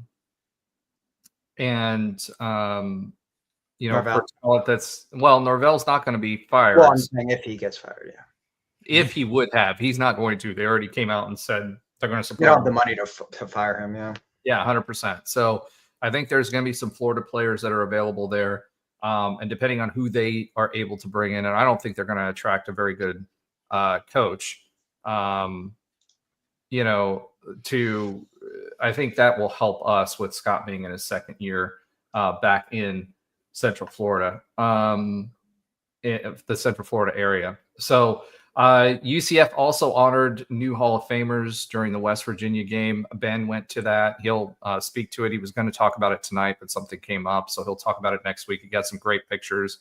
So congratulations to Mike Sims Walker, Alex Haynes, Cornell Green, Dexter Lyons. He unfortunately no longer has a fro. Was disappointed at seeing that. Ariel Scott for track and field, Miriam Metzges Ochoa for volleyball. And the cool thing about it was there was a lot of former players that were back there, including a certain Dante Culpepper, who was on campus as well and was at the football game. Yeah, and Alan. Yeah, Alan, you met a few of those guys at the box, didn't you? Did you not? Yeah, so my guy, shout out to Rashad Kazi, former UCF DB. He's my neighbor, we're good friends now, and he brought me up to the suite. Dante was there, did not get to talk with him, but Rashad played with Shaquem, so he introduced me to Shaquem. So I talked to Shaquem for like 5 minutes. I mean, just how he is like publicly and like on Instagram, like is exactly how he is in person. Like super nice guy, was like willing to chat, and we're just talking a little bit about the 17 team and what he's up to now. So super nice, super cool guy, and it was good to see that our UCF legends are coming to the games and still supporting the squad. Yeah, and unfortunately, Dante doesn't like the limelight very much. Otherwise, I think he would be much other than his much maligned burger attempt on the University Board. Other than that, I think he would be more celebrated if he was around more, because everybody loves Dante. That being said, I do think that we'll get a few of those folks on the show here coming up soon for interviews and things like that. Ben spent some time with them as well. A lot of the former basketball players were there supporting those folks as well. So it was just an all-around good event. Congratulations. There's some big names there. Mike Sims Walker. I mean, the man, one thing that people forget, he was there with Braden Marshall, but Braden Marshall played defense, but Brandon Marshall. Or Brandon Marshall. I don't know why I said Braden. Brandon, Brandon played on defense, as did Mike Sims Walker. Both of them played both sides of the field. So, both of them were big names. I mean, Mike Sims Walker did big things at Jacksonville for a really long time. So, we have some pretty big names here, and it's fun to start seeing them come back and get celebrated at UCF as they deserve. All right. The defensive line, since we were talking about the defense so much this week, defensive line was named the Big 12 Line of the Week. I didn't know we did a Line of the Week, but apparently we do. And so congratulations to them. Big 12 on Instagram, they post like they have a offensive and defensive line of the week, and they have a couple other awards. I don't know if they're like official, but it comes from the official Big 12 Instagram. So even UCF reposted it. So I don't know what it means in terms of, I don't think it's like a national media type of thing, but it's something the Big 12 kind of honors. Yeah, absolutely. Let's talk about that TNT broadcast real quick. That was good.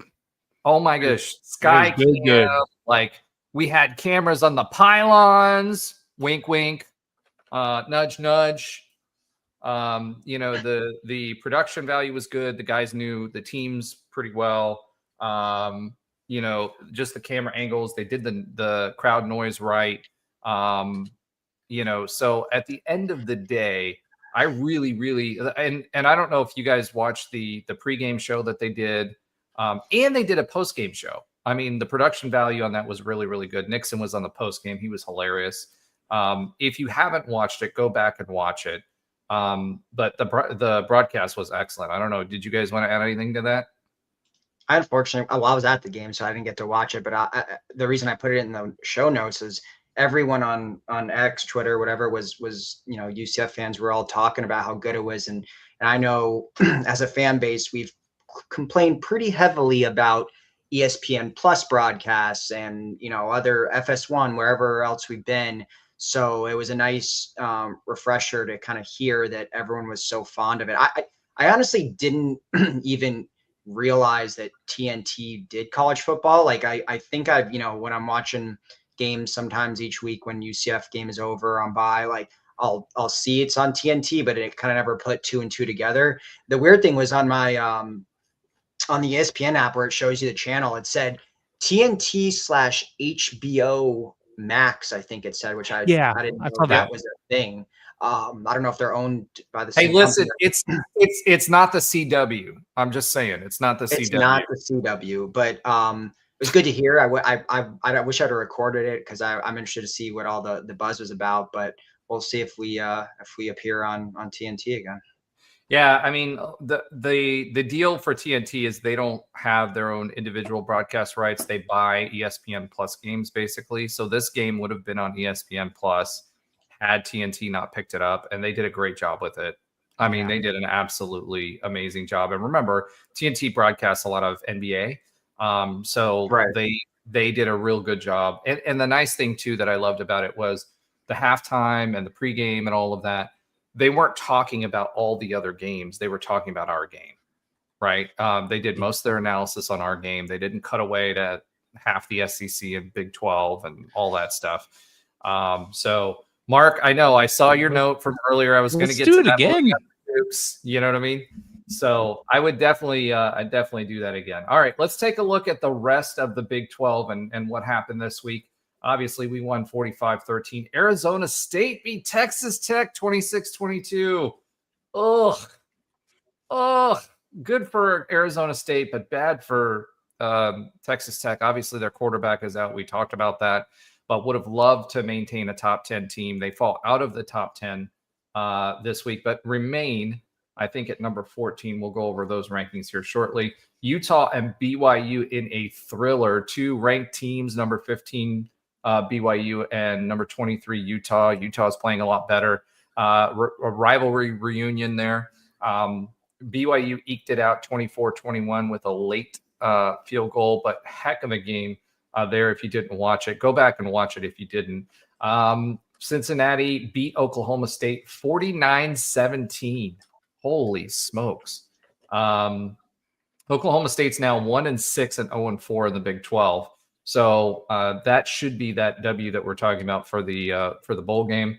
Arizona lost to Houston 31-28. It was a squeaker. It was a last second field goal that Houston got to be able to win that game. And lastly, but not leastly, our next opponent, Baylor, who's 4-3, 2-2, lost to TCU 42-36. They've got out to an early lead. And then TCU really turned on the Jets and started scoring and were able to pull it back. As Mark says, that Texas Tech game, if you haven't watched it, that ending was pretty crazy. They stormed the field after Arizona State stormed the field.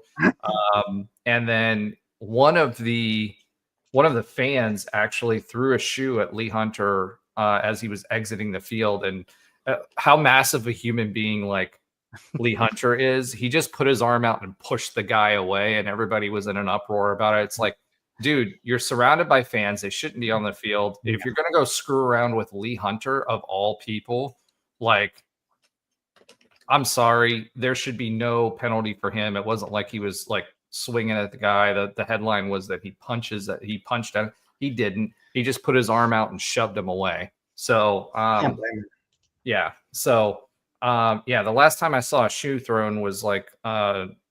Austin Powers, baby, yeah. No, that's not what I was going to say. George Bush in Iraq, when he was given that speech, he got a shoe thrown at him. That was the last time I saw that. So, yeah. All right. So Big 12 now has 4 ranked teams. BYU moves to a number 11. Texas Tech at number 14. Cincinnati is ranked number 21, and ASU is now number 24. next game after the bye, obviously, is Baylor. One thing I will mention is keep your eye on the news this week. There should be a stadium announcement coming out this week, so keep your eyes peeled for that. The other thing that you heard us talk about the Acrisure deal, I didn't really go into too much detail when we were talking about the Terry thing. On the field, if you notice, the Acrisure logo is now on the field, and that was part of that separate agreement that they were trying to work through, that there was all of that back and forth on. So more to come on that soon. All right, Mark, we're finally going to get to hoops. I promise you. As promised, there is hoops news this week. So there's a few bits of hoops news this week. So first of all, UCF or Big 12 is doing a media poll this year, which it didn't do last year in hoops. And we were asked to participate on that. So I entered our submission on our behalf. So I was excited about that. First time I'd gotten to do that. I had UCF at number 13. Looking at looking at where we're at and where the rest of the anymore. Well, there's a lot of rebuilding going on, right, in the Big 12, especially in the bottom of the Big 12. And so I had us at number 13. I'll when we get Ben back and we do the hoops preview, I'll do what I submitted, but for the poll. But that was exciting to do. There's 3 big commitments in hoops, and again, next week I'm going to have Ben go over all of them that we're in play for, that are with the likes of Duke, Kentucky. So they're all 4 stars or 5 stars. So I don't know if Repol broke out the bag for some of these recruits. We just signed a 4-star recruit or got a commitment from a 4-star recruit. So I don't know if Repol is like, all right, we're gonna push out the bag here for basketball, but we are in the top 3 of a lot of different really high level hoops players. So I'm hoping in the next week or 2 we get some commitments there. And then lastly, Mark, I'm going to get to it now. Mark made sure to remind us. So I will put this up here now. Tomorrow night. So you guys, if you're watching this tonight, you'll see it. If you watch it later, you won't. 7 p.m. tomorrow. The team flew up to Duke today. Actually, I think they flew out around 4:00. Johnny Dawkins will be back home at Duke for an exhibition game against Duke, which will be televised on ESPN at 7 p.m. It'll be interesting to see how this team performs because they're all new. So the guys that we did bring in, they're all solid. And we'll have Ben do a breakdown of the team, but it's going to be interesting to see how they do at Duke. So I think this is okay. So Mark says 11 transfers and no returning regulars, biggest, best shooting, most power conference experience ever. Yes, this team on paper looks as one of the most talented teams we've fielded so far. This is a critical year for Dawkins, must win. I asked the question in our text. I said, why is this guy signing with us right now? Because I still believe that there's no commitment to Johnny Dawkins after this year, as far as a guarantee. And usually when that happens, players don't come, but I don't know. Maybe it's hey, we'll transfer, we'll get that bag and then transfer. But from what I'm seeing from the players that came this year and the players that are in the mix for next year, I have a feeling that Repol has brought out the bag for basketball to see if we can put a winning squad out there. Now, the other thing I want to mention is, folks, we are in a big boy basketball league. Okay. We are the top basketball league. You look at the preseason polls. We don't look at preseason polls very often nationally, but almost the entire Big 12, or at least the top half, at least, is in the top 25 to start the season. This is a very, very, very good league. So it's going to be a tough road to hoe. So we'll see what happens, and we'll see a little bit more at Duke tomorrow. So excited about that. Fall ball has started for baseball and for softball. So that's super exciting. And with that, that concludes our other UCF news. So let's go ahead and swing over to our listener love segment. You guys were vocal, which we love, absolutely love and appreciate the fact. We had some folks check in that haven't participated in a bit. I had some new folks participating as well. Bubba7 says, Gus is outdated as a play caller. I'm an ex-UCF football player. Frost is 100 times better CEO. Stop sugarcoating it. And so my response with that is agreed on the play calling. Gus was not ready for the college for today's college football. I will say that Frost is smart enough to let people around him make decisions on the CEO front.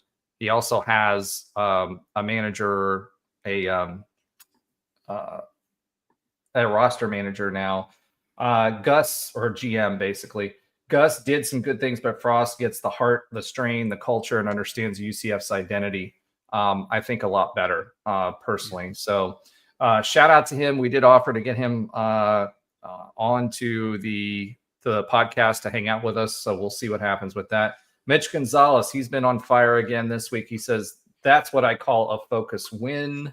Let's go Knights. And then Robert G says, and I think he actually responded to the Gus Malzahn question. He said, Frost and Company needs to figure out how to recruit. So it's Robert G 1234. Recruit a lot better. Guys, it's going to take some time, right? One, we didn't have a full recruiting cycle. And to Alan's point, we got some pretty good transfers. So it'll be interesting to see. He's now got some tools like a general manager and a little bit more money as well. And then Mitch has a ton of these out here. He said, we have a tough one coming up. We need to focus and no excuses. We can do it. Just get through it. Tough up. We got it. And then he also says, interesting trivia, Ed Ellis was there back in 2009. Yes, Ed was there when he was there, and Trey was there as sophomore through junior or through senior year. Well, Trey did his senior year at Nebraska, so I'm not sure. And he said, man, do you know how many cookies I ate with y'all? Ha, ha, ha, ha, ha. Meaning, like, I said, LOL, Trey probably remembers them. He has a pretty good memory.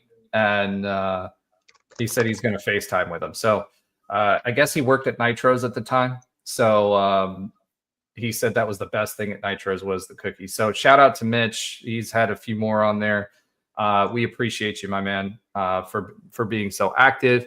Madame Boutique, we haven't heard from her in a bit. She's a frequent commenter, and we love the fact that she is. And she always challenges us a little bit. She says, both Cam and Tay often miss open receivers. That's probably equal across the two. Our response, I think Cam's problem is he waits too long to pull the trigger, and then the window is gone. She also said, Cincy's defense was better or more directed. And by the way, I love that she puts timestamps in here so I can see exactly what was said. So thank you for that.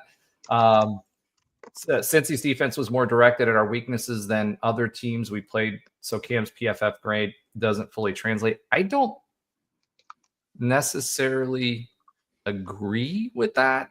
I would put money on TJ's grade being lower than Cam's in this game. Well, that didn't happen. And if Cam's deep shots, which outnumbered maybe all of TJ's to date, weren't called back, his grade would have been much higher.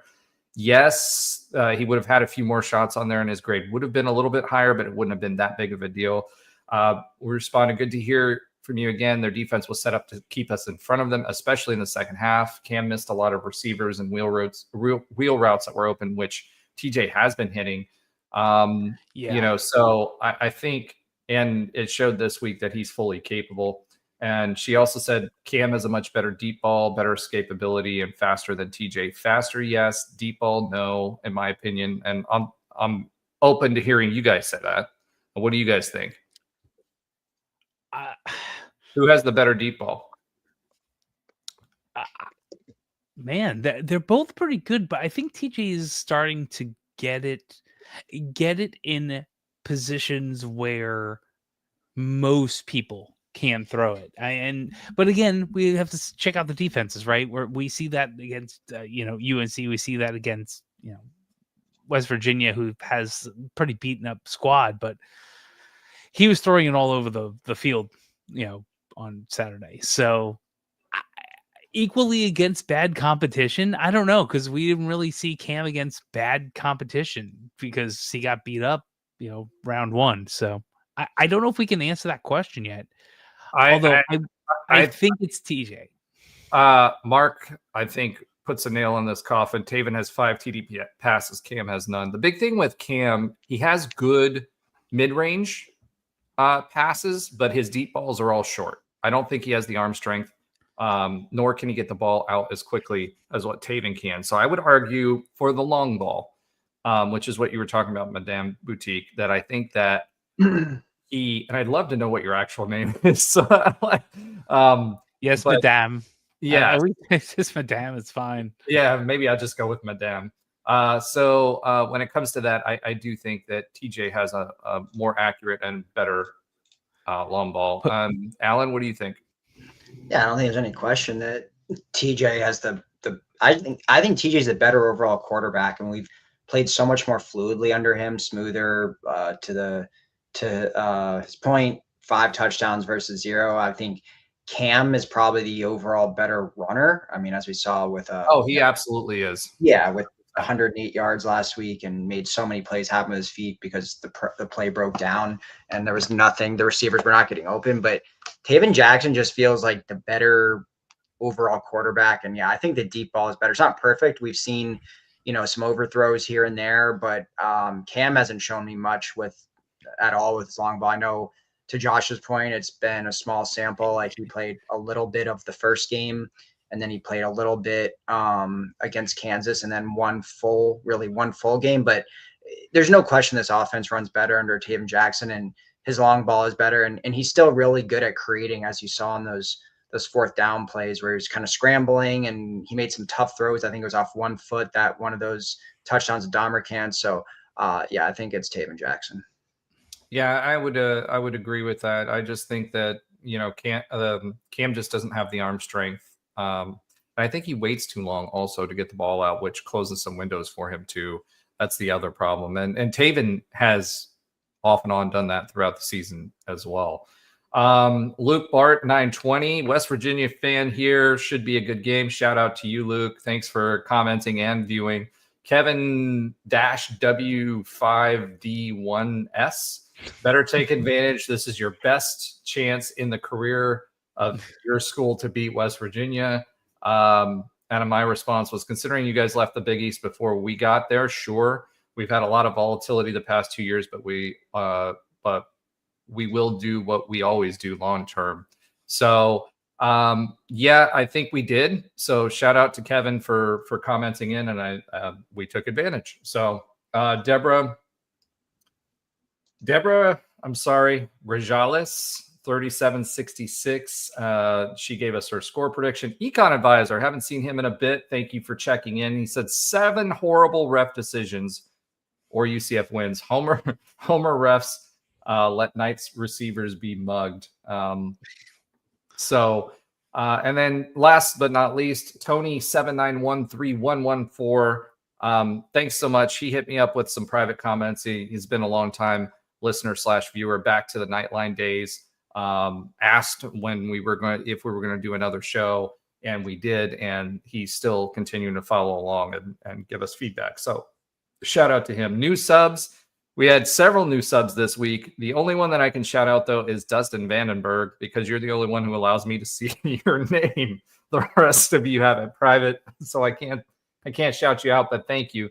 As a reminder, please like and subscribe and follow. Tell your friends. Again, we don't monetize this channel, but it does help us with the reach. So make sure, if you like what we're doing and what we're talking to, make sure you share it with your friends. We appreciate all of you. All right. With all that being said, Alan, I don't have anything in here, but do you have Alan's oxymoronic stat of the week this week?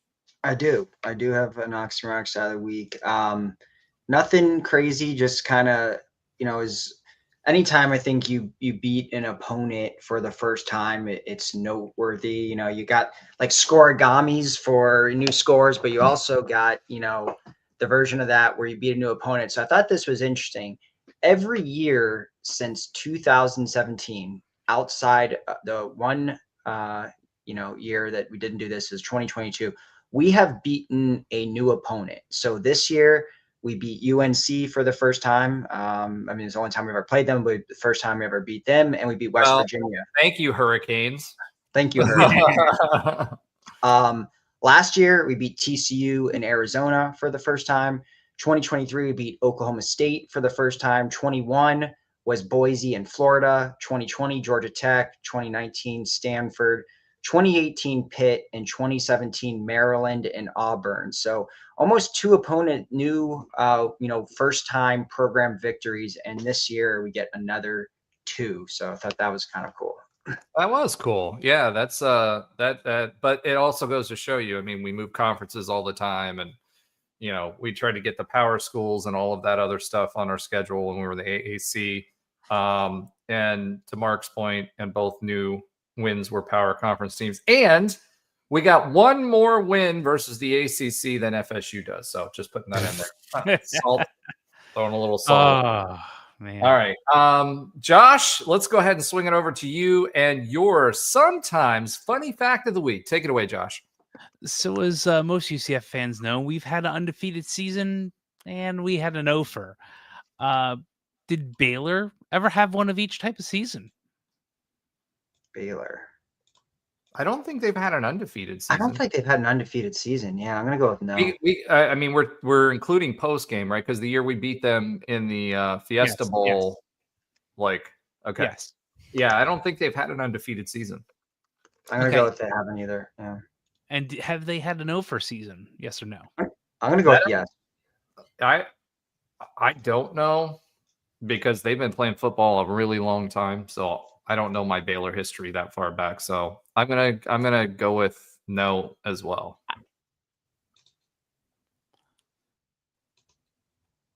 I'm gonna say they did. They have had an offer. The answer is. Okay. It's kind of weird because if you look at sportsreference.com, another great website, it says that they have had an undefeated season. And then if you go into the notes, oh no. How the entire is it better now? I am on a 5G connection. I'm getting all new internet. Is it bad? Keep going. Okay, keep going. All right, so we are at 1910 as an independent. Baylor was 6-0-2, but the record was adjusted to 6-1-1, and they had a Texas game that was forfeited as a tie that became a loss. So don't ask me how. It was a long time ago. So by record, no, they've never had an undefeated season. They, total throughout the complete season. They had one offer season in 1969 as part of the Southwest Conference, where they were 0-10-0. And how bad was it?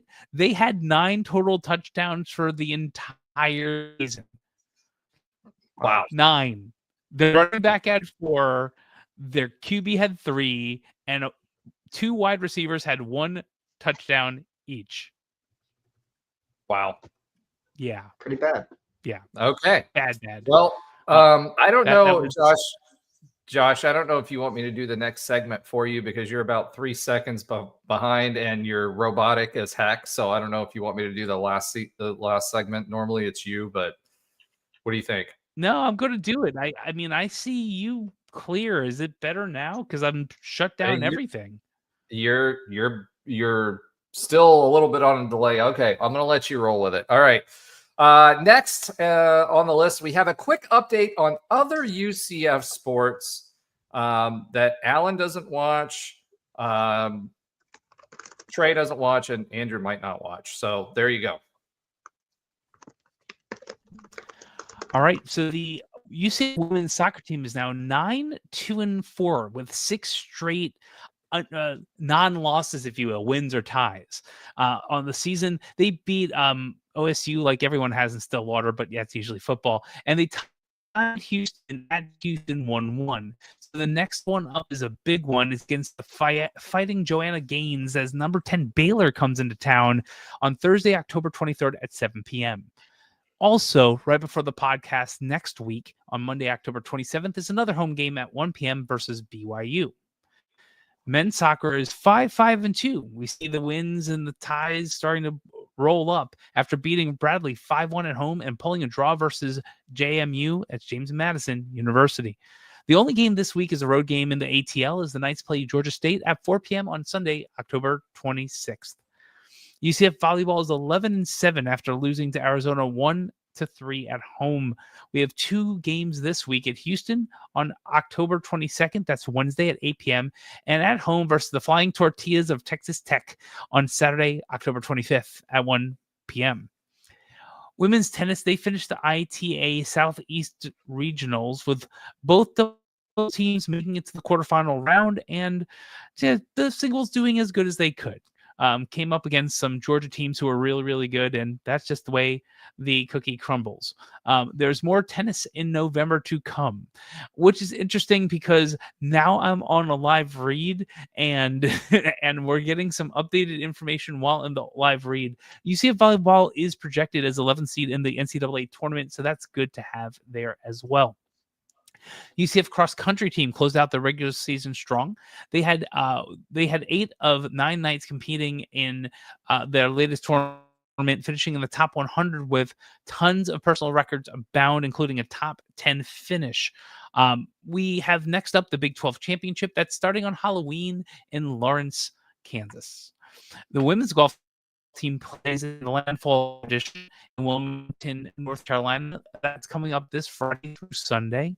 Men's golf is going to start playing at the FAU Invitational next Monday. So that'll be on the 27th. So we won't have too many updates there. Maybe the first round for the pod next week. We talked about softball and baseball having some of their fall ball. Softball is playing on Friday, October 24th at 5 p.m. at home versus Florida Tech. Rowing also will be at the Miami scrimmage on Sunday, October 26th. We have a lot of things ending and closing up as we get towards the holidays. We'll give you all that information as we see it and get it here on the Knighted Ones. Back to you, Roger. All right. So half of that was robot. So hopefully our our viewers can understand it. I swear, I don't understand it. Better next week. I should have my Wi-Fi fixed. But I'm on 5G. Okay. Well, clearly your computer is not. The network might be 5G, but the computer is not. All right. So that being said, 32 gigs. This was a lot 32 more. 32 gigs of RAM in this thing. Okay. So there was a lot more excitement this week. I'm from all of us. I mean, it's always a win is better than a loss, right? So I'm excited about that. Lots to take away from football this week. And I do think, and I want to end it with this, I do think this is a bowl eligible team. I think the offense took enough steps going this week that we will absolutely be a bowl eligible team with 6 wins, not 5, Alan. I'm hoping that you guys continue to tune in. Please like, subscribe, follow, comment. We love it when you comment. Obviously, we highlight you on the show. For our regulars, Mark and everybody, we appreciate you so much. Have a great week, Knight Nation. We got the bye week, so take football off and watch some of the rest of the teams. Go Knights and charge on. All right. Well, you weren't late on that one for some reason. I don't know. I'm telling you, I don't understand this. It was fine the entire time until I actually needed talk.